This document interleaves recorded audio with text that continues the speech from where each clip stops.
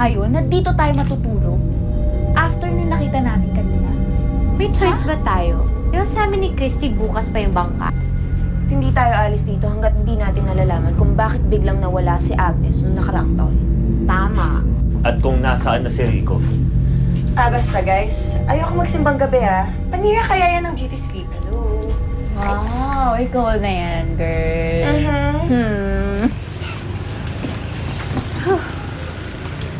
Ano ba? Ito naman parang kiss lang eh. Isa lang.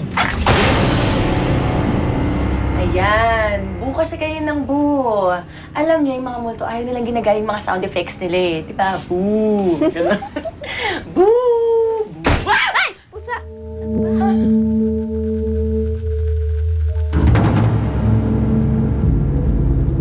Lola, ilang beses ko bang inuulit sa inyo? Hindi kayo pwede makita ng ibang tao. Ako lang. Naiintindihan mo? Ako lang. Nakakahiya kayo. Ano na lang sasabihin ng mga kaibigan ko pag nalaman nila?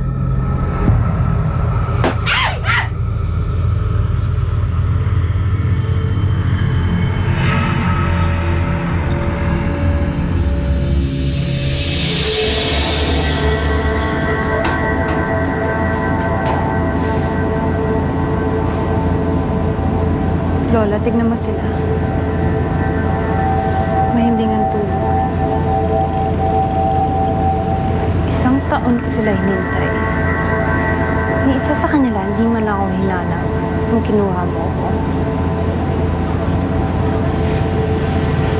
Anong klaseng mga kaibigan yan, Lola?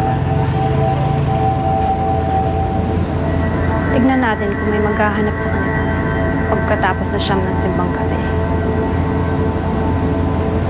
Lola, panata ko sa inyo.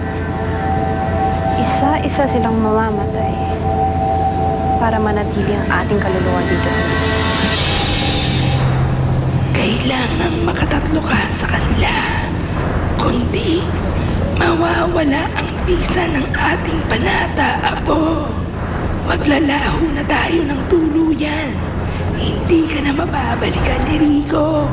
At hindi ko na ulit makikita ang kasintahan kong nang iwan sa akin.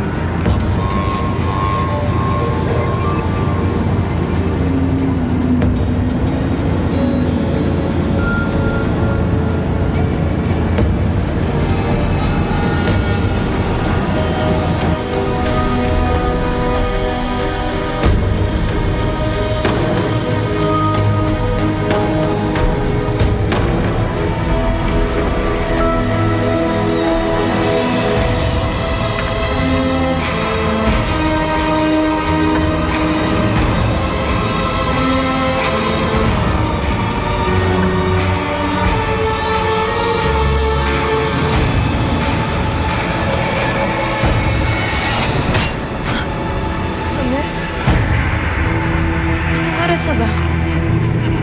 Oras na para magsimbang gabi.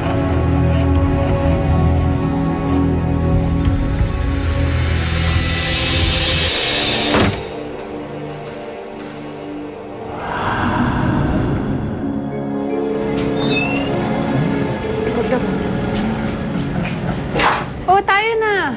Mahuhuli na tayo sa simbang gabi. Teka, paano si Pebbles? Hindi ka ba nakikinig kanina? Hindi nga raw siya sasama. Ano? May iwan siya dito mag-isa? Nandiyan naman si Lola. Tara na.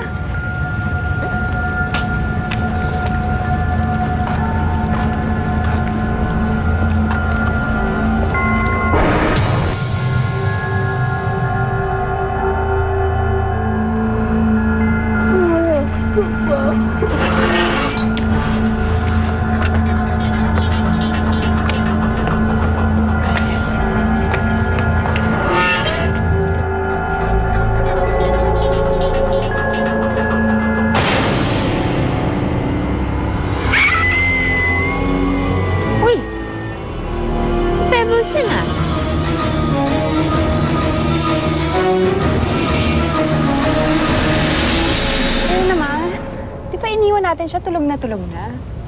Tara na, mahuli na tayo. So, kailan kayo magtatahanan ni JR? Magtatanan?